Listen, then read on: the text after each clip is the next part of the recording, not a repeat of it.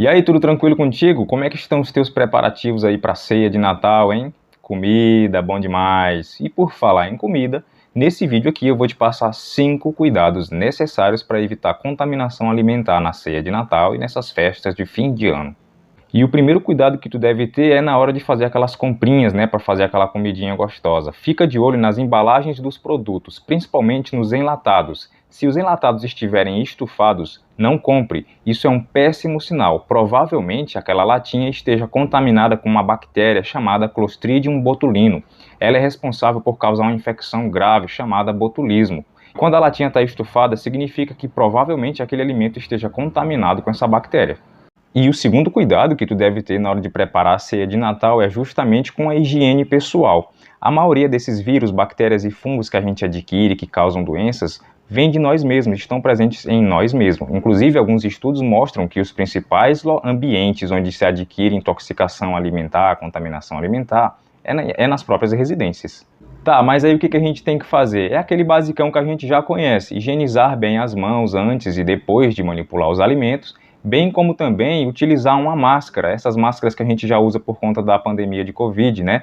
Porque imagina aí, a pessoa tá lá preparando o alimento e fica tagarelando lá, conversando, liberando milhares de gotículas de saliva em cima do alimento. Dessa forma, o alimento vai estar sendo contaminado.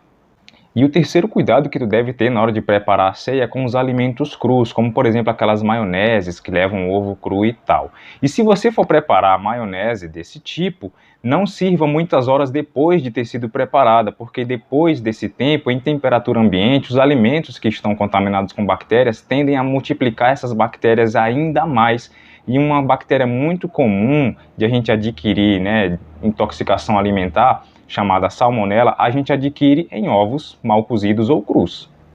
O quarto cuidado que a gente deve ter na hora de preparar os alimentos é cobrir para evitar que insetos, formigas, moscas, baratas, mosquitos entrem em contato, porque eles passam por vários ambientes, de ponto em ponto, levando vírus, bactérias e fungos, e dessa forma eles podem contaminar os alimentos. Inclusive aqui no canal eu tenho um vídeo dando passos básicos para evitar moscas na cozinha, moscas em casa. E o quinto cuidado que a gente deve ter na hora de preparar os alimentos é evitar deixar a comida em temperatura ambiente por mais de 2 horas, porque o alimento em temperatura ambiente por mais de 2 horas torna-se propício para a proliferação de bactérias. Elas tendem a se multiplicar mais. A cada 5 minutos as bactérias se duplicam nos alimentos em temperatura ambiente.